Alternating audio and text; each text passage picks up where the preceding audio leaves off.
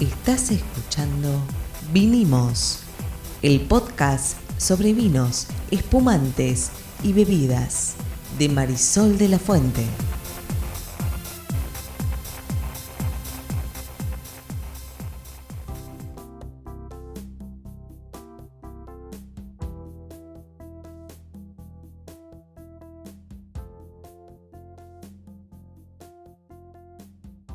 Buenas, mi nombre es Marisol de la Fuente y soy Sol Sommelier. Y yo soy Ariel Torres, soy el que hace las preguntas del que no sabe en este podcast. ¿De qué vamos a hablar hoy?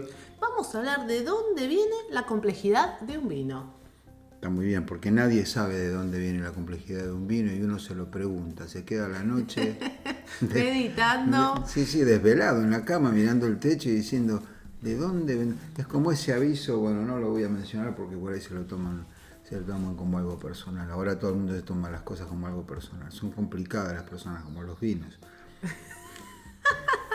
Bueno, primero, ¿de qué hablamos cuando hablamos de complejidad? Si no es mucho preguntar. Bueno, la verdad no sé si la gente se queda desvelada pensando, pero justo No, la respuesta no. La respuesta es no, pero justo la semana pasada, y esto me pasa muchas veces en las charlas que doy, alguien me hizo una pregunta de qué diferencia había entre un vino y el otro, por qué eran diferentes, que no entendía si los dos eran de Malbec, por qué había tanta diferencia. ¿Para qué fue una cata entonces? Bueno, vino a aprender y yo le respondí. Pero te preguntó en ese tono, porque parece un tono más bien desafiante de la clásica, es lo mismo un vino de 100 pesos que uno de 100.000. Me lo preguntó bien, sorprendido, tratando de entender. Es más, era una persona, que muchas veces también me pasa, que creía que a los vinos se le ponían aditivos, que se le agregaban perfumes o sabores. Un ignorante completo. No, Torre, por favor, la gente que nos escucha quiere aprender. Y tenemos que aprovechar estos ejemplos de la vida real para transformarlos en capítulos de este podcast y que todos los que nos están escuchando tengan ganas de escucharnos. Está bien, recuadro, ¿no? Acá, aunque no tiene que ver, ¿cómo nos alejamos de el origen de los alimentos? Uh-huh. ¿Dónde se origina un zapallito? ¿En la verdulería? No. Claro, vos te cagás de risa, pero si una persona piensa realmente que el vino se le agregan cosas, nunca vio hacer vino. Yo vi hacer vino chiquito porque mi abuelo hacía vino, entonces me quedé vino. Claro, lógico, no lo vemos ahora. Así como no ves el campo de zapallito. Claro. Entonces, lo del zapallito uno lo deduce, pero lo del vino ya no podés, porque está más procesado, más elaborado. Claro. El zapallito es un zapallito, digamos, en la verdulería, en la huerta o en la heladera sigue siendo un zapallito, sí. No hay mucha elaboración, la elaboración está toda en la huerta y uno la da por sentada, pero el vino es una cosa procesada. Yo, insisto, lo vi porque mi abuelo era gallego y hacía vino en la casa, horrible, pero lo hacía. Entonces yo ya sé que el vino es simplemente uva que se fermenta y después se filtra y se toma. Un día vamos a hacer un capítulo a la inversa, donde vos me cuentes cómo tu abuela hacía vino en tu casa. Volvemos. Entonces, esta persona se preguntaba si le ponían aditivos, canela, o cómo era posible, azúcar. Sí, vainilla o pimienta. O cómo. La verdad es que la pregunta está buena porque un vino es distinto que el otro. Y acá la respuesta típica va a ser el terroir, ¿no? Pero yo quiero profundizar un poco, porque en realidad la clave está dada en la uva. Y voy a decir una frase que creo que alguna vez he dicho en este podcast y muchas veces lo digo en mis charlas, que es una frase que se usa mucho en el mundo del vino, que es la siguiente: uno puede hacer vino con uva buena, puede hacer vino bueno o vino malo, pero nunca va a poder hacer un buen vino con uva mala. ¿Hay uvas malas? ¿Qué sería una uva mala? En realidad, pobre uva no le pegó a nadie. Mala me refiero con que aguachenta, mucha. O se enfermó, o le agarró un hongo, bueno, llovió mucho y quedó muy grande el grano y entonces perdimos un montón de concentración, claro, que hay que recuperarla después de otra manera. Mala para hacer vino entonces. Claro, pero por ahí sería buena para comer. Por supuesto, digo, con características que no son las ideales para hacer vino. ¿Qué son cuáles? Bien, ahí va. Cuanto más concentrada la uva, mejor. Por eso, ahí, y volviendo y uniéndolo con el concepto del terroir, nos encontramos muchas veces que en las etiquetas se aclara esto del high altitude, ¿no? Del vino de altura, que es en general un identificador de esto que a veces decimos de la uva que nos va a dar mejores características. ¿Por qué? Y porque nos da este concepto ideal donde la uva es más chica, tiene menos, por consecuencia tiene menos agua, entonces tiene azúcar más concentrada. Como está sometida a la amplitud térmica, al cambio de clima, el calor, el frío, está sometida a esta situación de temperaturas extremas y demás, tiene piel más gruesa porque protege su semilla. En la piel, como sabemos, están los aromas, los sabores y los colores. Y entonces obviamente vamos a tener una uva que el grano es mucho más pequeño, pero que va a estar más concentrada en todo sentido. En azúcares, en colores, en sabores y aromas. Es todo lo contrario al agua de la verdulería, volviendo al ejemplo. En la verdulería, cuanto más grande, redondito y jugoso está el grano, mejor. No sería esa, aunque podrías hacer vino, la uva ideal para hacer un buen vino.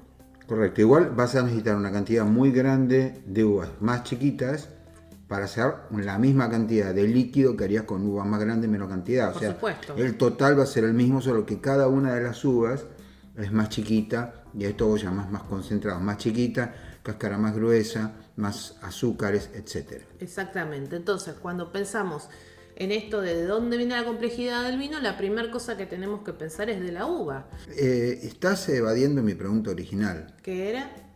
¿A qué llamamos complejidad? Perdón, sí. ¿Qué es la complejidad del vino? En realidad, cuando hablamos de complejidad aromática, yo siempre, o de sabores, siempre uso una analogía, que es la siguiente. Si a vos te gusta mucho un perfume, seguramente vas a decir que a vos te gustan los perfumes florales, o los perfumes dulces, o los perfumes amaderados, ¿sí? Ahora, si yo te pregunto, ¿qué compone ese aroma? ¿Cuáles son los aromas que componen ese aroma? Porque como sabemos, los perfumes son la consecuencia de una mezcla de distintos aromas. Es poco probable que vos me lo sepas decir, salvo que seas un experto en perfumes. Sí, salvo que seas un perfumista, no vas a saber. Es poco probable que puedas identificar cada nota que logró ese aroma único. Cuando nosotros hablamos de complejidad en el vino, muchas veces incluso se utiliza la palabra bouquet, que es un bouquet en el vino. El bouquet es el aroma, el perfume único que un vino desarrolla. Obviamente, en general estamos hablando de vinos de guarda. Y entonces este aroma se genera, se desarrolla en la evolución en la botella. ¿Por qué se habla de bouquet o de complejidad? Porque ese perfume está tan integrado de todos sus componentes que es un perfume único donde es muy difícil hacer una identificación de componentes, de distintos aromas. ¿Qué es lo que habitualmente hacemos en una degustación? ¿Qué hacemos? Sentimos la primera nariz, la segunda nariz, la tercera nariz. La primera, recordemos que son las frutas, los vegetales, las flores. La segunda nariz, donde aparecen los aromas del proceso productivo, y la tercera nariz, donde aparecen los aromas de la evolución y de la madera. Nosotros en general hacemos esa identificación. Ahora, si yo me encuentro con un perfume o con una complejidad mayor en un vino, lo más probable es que esta identificación que habitualmente hacemos sea un poco más difícil. Si podamos identificar un perfil, como en un perfume, tiene un perfil más vegetal, tiene un perfil más frutal, tiene un perfil más floral, pero que nos cueste bastante más identificar diferencias o elementos de esta composición aromática.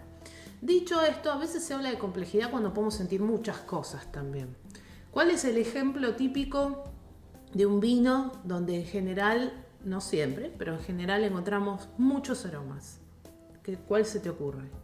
No se me ocurre ninguno. ¿No se te ocurre ninguno? Me mira con cara de perplejidad de ¿cómo no te ocurre hacerme esa pregunta? No, es que no se me ocurre. A mí el único que se me ocurre en este momento es o algún vino reserva de muy al norte, de Salta, por ahí, que tiene paso por barrica y entonces se mezcla todo eso, o un torrontés. Totalmente, es así. Bueno, pero Torrontés. esto porque me lo tenía anotado acá. No, mentira. El torrontés, ¿qué pasa? Porque es súper identificable en una degustación. Esto es lo que te iba a decir. Me parece que lo que ocurre con el torrontés es que es fácil de identificar. No estoy seguro de que sea complejo. ¿Por qué? No, pero esa identificación tiene que ver con que el torrontés es la única variedad blanca o una de las únicas, digamos, por si hay alguna otra por allí, pero digo que nosotros probamos habitualmente, que vos la olés y hay una frutería, una verdulería, una florería, tiene un montón de aromas identificables en general. Obviamente hay ahora algunos torrontés como un poco más elegantes que les dicen, ¿no? O más refinados, entonces, o de zonas donde se dan menos ciertos aromas. Pero en general me voy a encontrar con flores, con frutas, con vegetales, con distintos tipos de aromas. Entonces a veces también cuando uno habla o escucha que se habla de complejidad, de lo que estamos hablando es que hay la posibilidad de identificar muchos aromas diferentes, que además se van a ver reflejados con lo que yo siento en la boca, o deberían. a veces no son los mismos, y acá aparecen un montón de otros conceptos. A veces en las degustaciones se suele decir, este vino es franco. ¿Qué significa que sea franco? ¿Qué se llama franco? No. Franco algo. Franco no, y una significa que los mismos aromas que identificamos en la nariz sí, ya sé. están presentes en la boca. En la boca, correcto. Ahora, podría no suceder. Podría ser que tenga un perfil más vegetal y en la boca se siente un perfil más frutal o viceversa. Hipócrita le decís. Sí, a ese le decimos hipócrita. Pero bueno, a ver, volviendo al concepto de complejidad en un vino, o de dónde viene todo eso que encontramos, de nuevo, viene de la uva, pero también viene del proceso productivo y también viene de la evolución. ¿Cómo diferenciamos los aromas que vienen de cada lugar? Bueno, los de la uva, como dije antes, van a venir del terroir. ¿Qué es el terroir? Ya lo hemos dicho en otros podcasts, pero lo voy a repetir. El terroir es el suelo, el terroir es el clima, es la altura, es la uva y son los trabajos en el viñedo. ¿Por qué es todo eso? El proceso productivo no entra. Y el trabajo en el viñedo y el proceso productivo, sí. Okay. La mano del hombre resume como las dos cuestiones, lo que pasa en el campo y lo que pasa en la bodega. ¿Por qué son todas esas cosas y no solo el suelo? Pero si yo tengo, por ejemplo, en un lugar, la mitad de mi finca, tengo toda la finca con Malbec, ¿no? La finca más o menos, salvo que tenga una inclinación muy abrupta en algún lugar, va a estar más o menos a la misma altura, todo. Tenemos el mismo clima, ¿sí? Estamos hablando de, 2 hectáreas que tengo ahí. La misma altura, dije, el mismo clima. La misma uva. La misma. Ponle que tengo todo plantado un clon de Malbec en particular.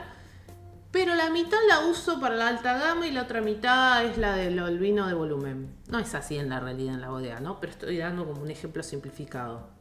Esa que yo tengo para alta gama seguramente la planté más separada las plantas. Le hago raleo cuando en diciembre se hace la poda en verde y demás.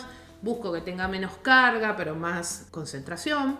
Y la otra hectárea no. Puse todas las plantitas una al lado de la otra, produce mucho y la hago producir full porque con ese hago el volumen, el vino de entrada de volumen. Ahora, todo lo demás era igual. El suelo, la altura, el clima. Lo que hizo la diferencia es si en el viñedo yo lo trabajé de una determinada manera y después el tipo de proceso productivo que hice en la bodega. Entonces todo eso ya hace que sea diferente. El punto de cosecha no es lo mismo cosechar hoy que cosechar mañana. ¿Por qué? Porque la uva está en un punto diferente de maduración. Pero con un día de diferencia no, en todo caso con una semana, Exacto. 2 semanas, 3 semanas. Bueno, sí, claro, donde hace un desarrollo diferente en términos de maduración y entonces esa uva, cuando entra en el proceso productivo, me va a dar componentes con ciertas características aromáticas y de sabor diferentes. Entonces, cada detalle que uno identifica y define en el campo, en el viñedo, tiene que ver con los aromas y sabores que después va a tener ese vino. Por lo cual, todo este concepto de terroir es súper importante. Y después ya dentro de la bodega están los aromas secundarios, que generalmente tienen que ver con proceso productivo, donde si es un tinto es probable que puedan aparecer o no aromas lácticos por la fermentación maloláctica. ¿Qué es la fermentación maloláctica? Es una fermentación que se le hace a todos los vinos tintos después de la primera fermentación, que es la alcohólica. Se siembra una bacteria que transforma el ácido málico en ácido láctico. Ah, mira. Hace suavizar el vino. Porque si no sería muy ácido. En realidad lo que suaviza es el tanino. El tanino, okay. Podría ser muy agresivo, entonces suaviza el tanino y es probable, no lo vamos a sentir en sabor, pero sí en aromas, que algunas veces los vinos tintos tengan aromas lácticos. Sí, el yo me acuerdo. Yogur de frutilla, crema, leche. En blancos... Señor, eso no es porque le agregan yogur al vino. No, olvídese. Muy bien. Es por el ácido láctico, que es el mismo ácido que hay en los lácteos. Que es lo que le dan el olor lácteo a los lácteos. Porque uno acá se tiene que preguntar por qué el yogur huele a yogur y no, por ejemplo, a té de manzanilla. Bueno, el ácido láctico. Sí, porque a la por larga... sus componentes, ¿no? Claro. Y sí, porque a la larga hay un número de moléculas aromáticas que son un número limitado, por supuesto van a ser un número limitado, no puede haber un número ilimitado infinito. de nada en nada. En el mundo de los alimentos hay un número bastante limitado que son, la otra vez me lo dijiste, el número, no me acuerdo cuál era, pero eran no eran 25.000 millones. No, esas moléculas o parte de esas moléculas se comparten en todos los elementos que nos rodean. Es lo que estoy diciendo. El aromático que hace del yogur, que huele a yogur, es la misma molécula. Al final, cuando vos la separás de todo lo demás, del tarrito de plástico que dice yogur, del vino tinto, una botella de vidrio que dice vino tinto, vos separás todo lo que sobra, al final te va a quedar una molécula que es de ácido láctico y que huele a eso exactamente, y por eso el olfato, que es muy sensible, lo percibe. En el mundo del vino sí está claro y definido que podés llegar a sentir alrededor un poquito más de 100 descriptores aromáticos, dependiendo de los vinos, y esos descriptores van a tener que ver con los lugares de esos vinos, con sus procesos productivos y demás. Pero quiero decir, no son tantos. No, son 100, no. De hecho, no es que encontrarse en un vino. Me dicen, ¿cuántos olores puede encontrar en una copa? 5. Sí, ponele. 10, como mucho. Sí, bueno, tenés que tener un olfato privilegiado para llegar a tanto. Yo no huelo ninguno, así que imagínate. Pero bueno, terroir es clave. Y hablábamos recién de la segunda nariz, estos aromas de proceso productivo, donde puede incluso en algún espumante aparecer la levadura, o aparecen las levaduras, o incluso en algún blanco. Lo que iba a decir antes es que los blancos no pasan por fermentación maloláctica, salvo que hayan pasado por madera, porque no tienen taninos. La fermentación maloláctica tiene que ver con muchas cosas, pero principalmente con suavizar los taninos. Y después tenemos los aromas que da la madera, ¿no? Pues claro, sí. Que no es olor a madera. El otro día en otra charla tenía una persona que a todo le sentía olor a madera. Y yo le decía, pero la madera, ¿qué olor tiene para vos? Porque todo no tiene olor a madera. Sí, aparte, ¿qué es el olor a madera? ¿Qué es el olor a madera? ¿Madera de qué? Le decía yo. Claro. De pino, de sándalo, de roble, de palo santo. ¿Madera de qué?